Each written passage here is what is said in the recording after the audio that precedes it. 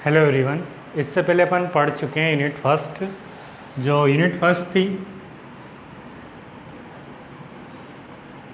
उसमें अपन ने एक थ्योरम छोड़ी है, CLT theorem, central limit theorem. Central limit theorem अपन नॉर्मल डिस्ट्रीब्यूशन के पास बात पढ़ेंगे या उसके साथ पढ़ेंगे, क्योंकि ये उसी के अंदर आती है। अगर यहाँ भी पढ़ा भी दूंगा तो तुम्हें समझ में नहीं आएगी, तो बेटर है कि नॉर्मल डिस्ट्रीब्यूशन के साथ पढ़ेंगे। आज से अपन नई यूनिट स्टार्ट करेंगे, यूनिट सेकंड। ठीक है। अब यूनिट सेकंड में क्या है कि जितना अपन ने पढ़ा है वो वन वेरिएबल के लिए पढ़ा था, वन रैंडम वेरिएबल के लिए पढ़ा था। ठीक है। यहाँ पे अपन टू और मल्टीपल रैंडम वेरिएबल के लिए पढ़ेंगे। ठीक है। दो तीन टॉपिक तो इसके होंगे और उसके अलावा अपने पास कोरिलेशन एंड रिग्रेशन, ये एडवांस वाले हैं। यहाँ पर ये partial and multiple. Single variable वाले फोर्थ सेम में है, उल्टा है। थर्ड सेम में अपने पास मल्टीपल और पार्शियल वाले हैं और फोर्थ सेम में अपने पास सिंगल है। वैसे पढ़ेंगे अपन सिंगल, लेकिन जिसे ढंग से पढ़ना हो वो फोर्थ सेम की प्लेलिस्ट देख लेना, उसमें है। फोर्थ सेम में ज़्यादा अच्छे से दिया हुआ है कोरिलेशन और रिग्रेशन। यहाँ पे कोरिलेशन जो भी दिया हुआ है वो एडवांस वाला है, नॉर्मल वाला नहीं है। तो इस यूनिट के अंदर एडवांस है, नॉर्मल वाला जो भी है वन वेरिएबल वाला वो फोर्थ सेम में है। ठीक है। तो अपन पढ़ते हैं टू डायमेंशन रैंडम वेरिएबल। क्या है two dimension random variable? Two dimension random variable. देखो, वन डायमेंशन क्या था? वन डायमेंशन की डेफिनेशन ये थी कि कोई भी एक रैंडम वेरिएबल है, मतलब कोई भी एक रियल एक अपने पास रैंडम मतलब वेरिएबल है, अगर वो किसी रियल लाइन के नंबर पर असाइन हो जाए तो वो रैंडम वेरिएबल कहलाता है। ठीक है। तो यहाँ क्या होगा, टू डायमेंशन के दो वेरिएबल होंगे एक्स वाई, एक सैंपल स्पेस टाइप से होगा, टपल होंगे इसके अंदर। तो ये टू डायमेंशन ग्राफ में किसी नंबर पर प्लॉट हो जाए, ये ए बी जो कि रियल हो, रियल नंबर हो, ए भी रियल हो बी भी रियल हो, तो ये कहलाएगा रैंडम वेरिएबल। तो बस इतना ध्यान रखना है कि कोई भी अपने पास टपल है, अगर वो रियल वैल्यू को असाइन कर लेती है, अगर वो असाइन करेगी तो ये रैंडम वेरिएबल कहलाएंगे। डेफिनेशन सेम ऐसी है कि let X and Y defined are random variable on the sample space S, on the sample space S, then the function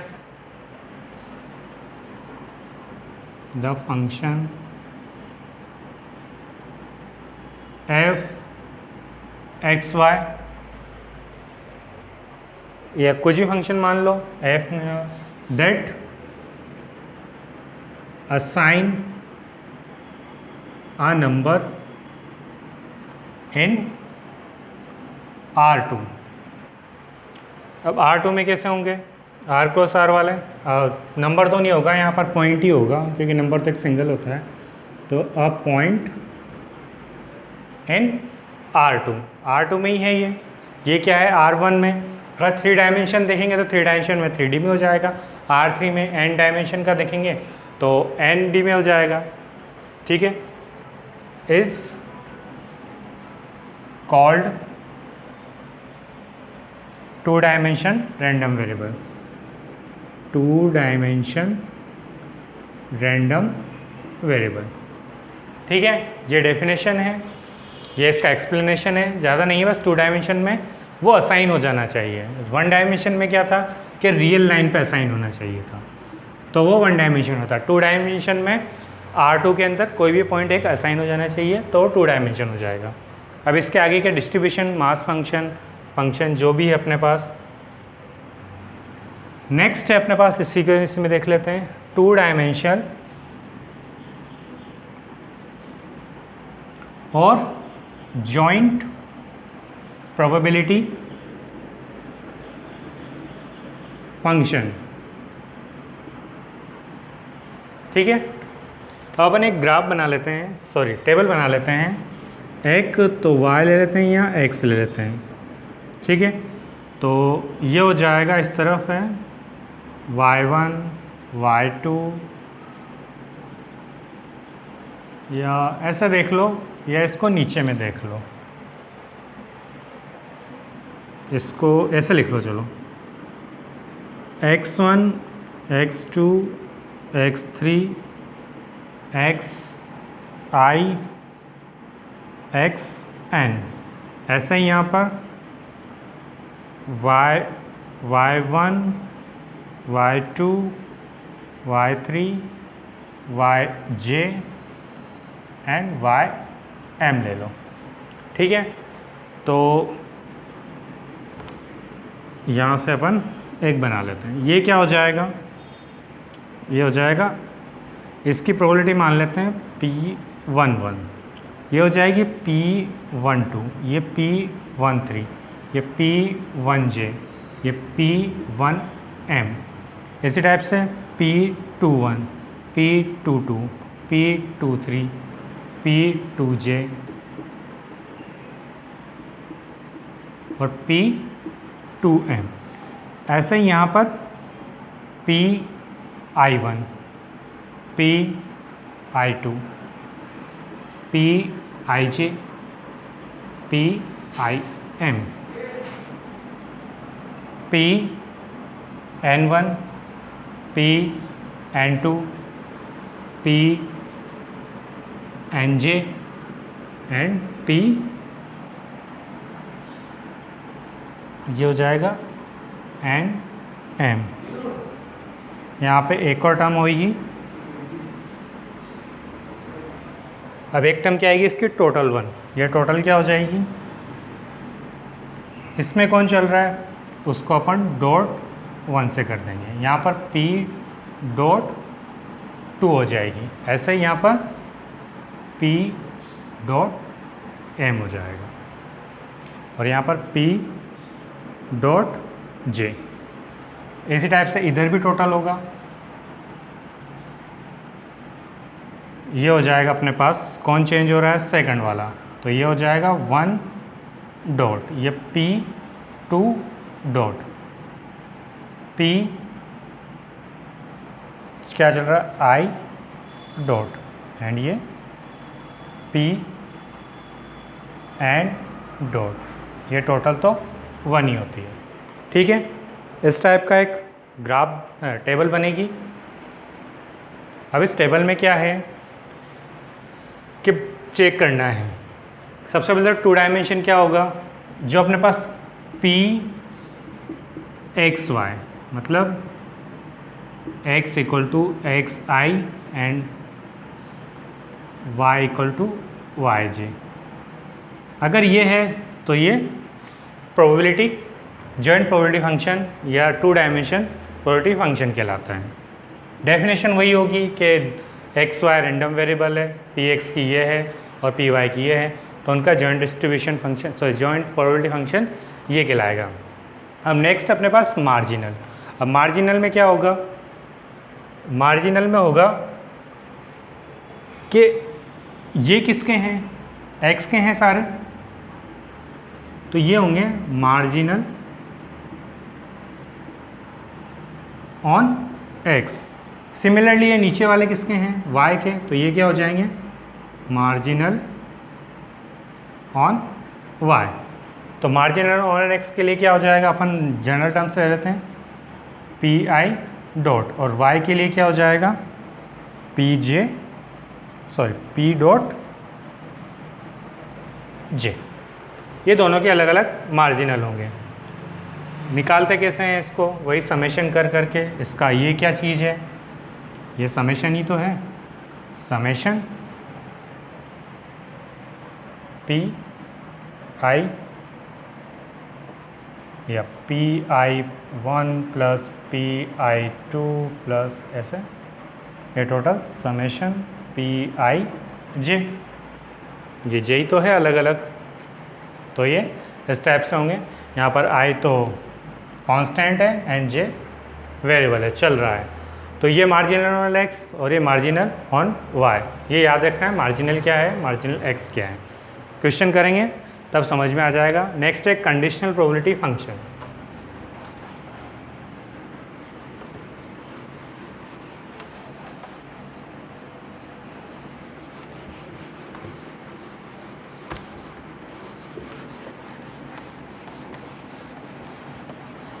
exam में अगर मार्जिनल पे शॉर्ट नोट आए तो तुम्हें टेबल बना के समझाना है कि क्या है मार्जिनल क्या नहीं है, और कंफ्यूज मत होना कि x का कौन सा है y का कौन सा है। जिसमें डॉट जहाँ लग रही है वो उसका है।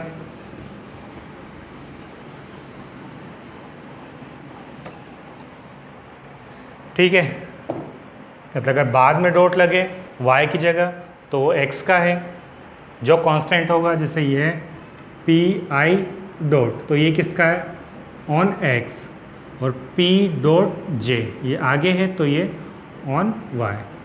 कांस्टेंट क्या है x है तो मार्जिनल x का होगा, कांस्टेंट क्या है y है तो मार्जिनल y का होगा, बस ये ध्यान रखना है। ठीक है, नेक्स्ट अपने पास है conditional probability function. Conditional probability function. अब कंडीशनल प्रोबेबिलिटी फंक्शन क्या होती है, जैसे अपन कंडीशनल प्रोबेबिलिटी निकालते हैं वैसे ही यहाँ पर है, अपन निकालते हैं x ऑन y, तो ये हो जाएगा P x equal to x y equal to y upon P y equal to y। ठीक है, ये अपनी कंडीशनल प्रोबेबिलिटी होगी। ये कभी भी ज़ीरो नहीं होना चाहिए, मतलब एग्जिस्ट करना चाहिए। ये क्या है, इसका मतलब क्या है कि y अपने को दिया हुआ है तो y हमेशा कांस्टेंट रहेगा। ठीक है, अब अगर इसको प्रूफ करना है प्रोबेबिलिटी है या नहीं है तो ऐसे चेक कर लो कि Px अपॉन y, चल कौन रहा है, ये तो कांस्टेंट ही होगा, तो ये हो जाएगा Px इक्वल टू x, इसको इंटीग्रेशन कर लो fx dx infinity to x या y जो भी है, यहाँ माइनस इन्फिनिटी टू इन्फिनिटी कर लो। y तो अपना कांस्टेंट ही है तो वो तो वैसे का वैसा ही रहेगा, यहाँ पे भी प्रोबेबिलिटी इक्वल टू y। ठीक है, अब इसको क्या अपन ने टर्म करेंगे तो ये y ही बनेगा। यहाँ पर क्या था, जैसे इसको टोटल ऐड करते हैं तो y की टर्म ही बनती है क्योंकि 1 हो जाता है, तो यहाँ क्या बचेगा अपने पास probability y to y upon probability y on y, ये कैंसिल तो 1, तो टोटल प्रोबेबिलिटी क्या होती है 1 ही होती है, वो इस टाइप से ही होगी। ठीक है, तो नॉर्मल चीज़ क्या है अपने पास, जो चीज़ याद रखने की है इसका फॉर्मूला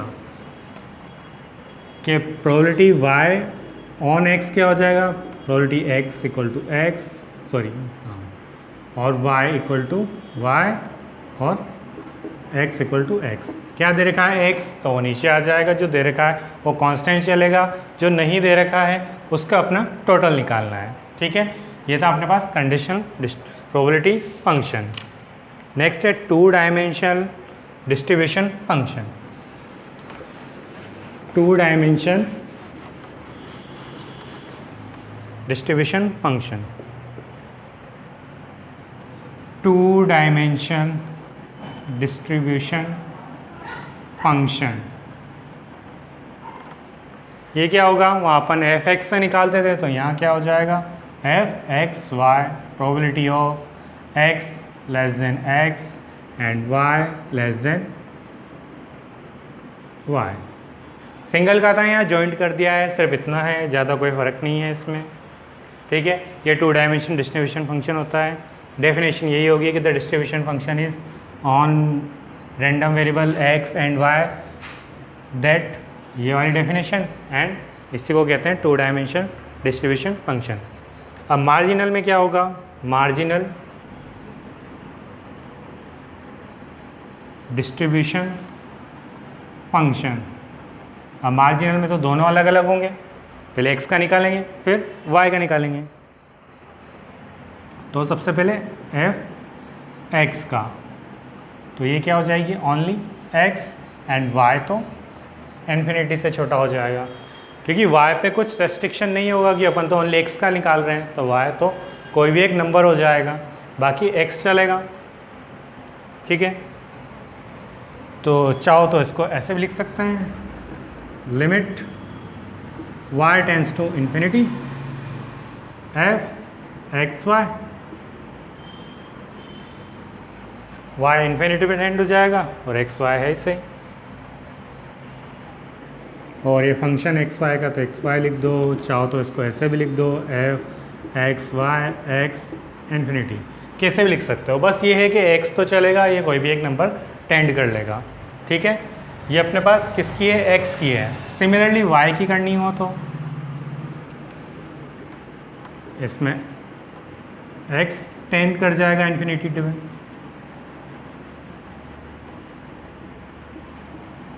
ये हो जाएगा limit x tends to infinity F x y, ऐसा ही f x y infinity and y. ये अपने पास मार्जिनल डिस्ट्रीब्यूशन फंक्शन है। एग्जाम में एक नंबर में पूछा जा सकता है कि इसका मार्जिनल का डिस्ट्रीब्यूशन फंक्शन बताओ, तो नॉर्मली ये वाली डेफिनेशन तो वही लिखनी है कि एक्स वाई रैंडम वेरिएबल है, एफ एक्स एक्स इसका डिस्ट्रीब्यूशन फंक्शन है, F x Y total distribution function है, बाकी x के लिए ये होगा, y के लिए ये होगा। ठीक है, नेक्स्ट ये अपने पास समेशन में लिख सकते हैं, इसको इंटीग्रेशन में लिख सकते हैं, दोनों तरह से लिख सकते हैं। f(x) को कैसे लिखेंगे, summation p x x and y equal to y, ये अपने पास f(x) का होगा। सिमिलरली y के लिए भी कर सकते हैं अपन, f y y summation p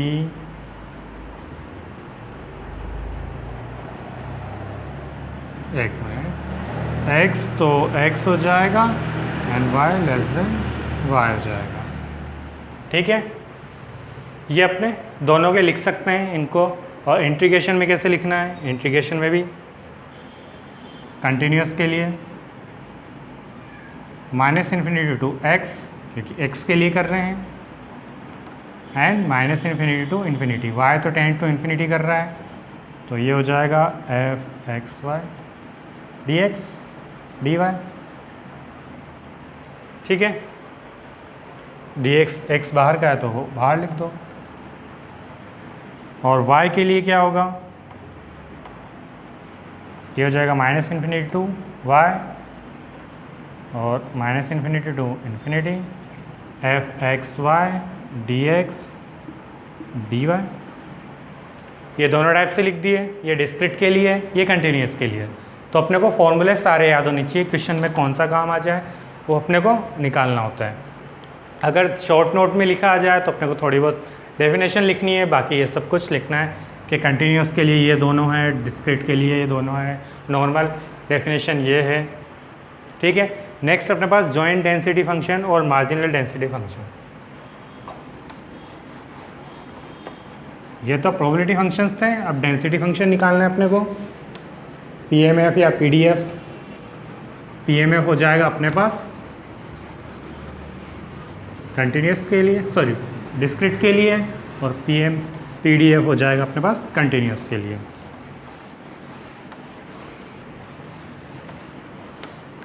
mass function and density function. ठीक है, तो अपने को बस डायरेक्टली याद रखने हैं, इनको ज़्यादा है नहीं। एफ एक्स एक्स दोनों एक साथ लिख देता हूँ, summation P X X and X Y, ये हो जाएगा डिस्क्रीट के लिए।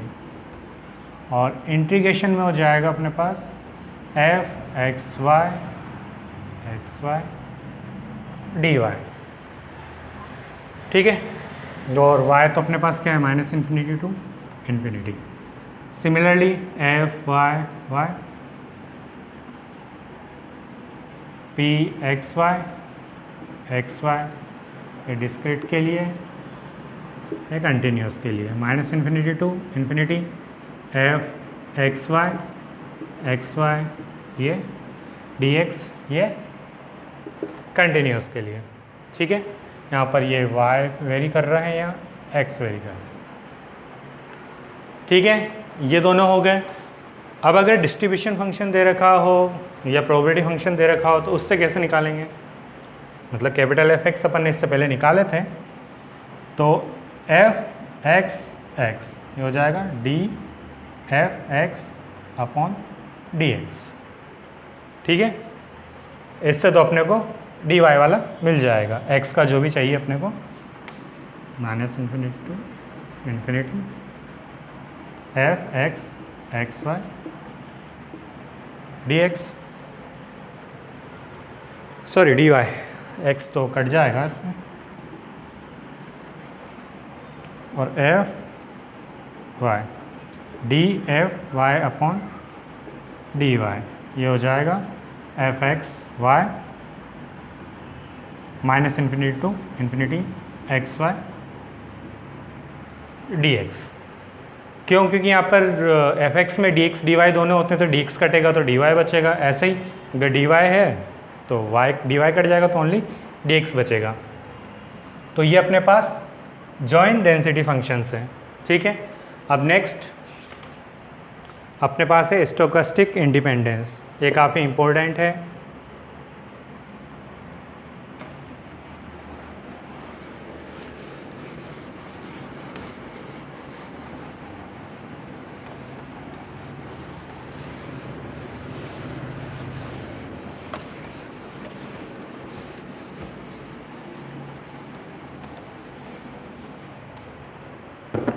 क्या है स्टोकास्टिक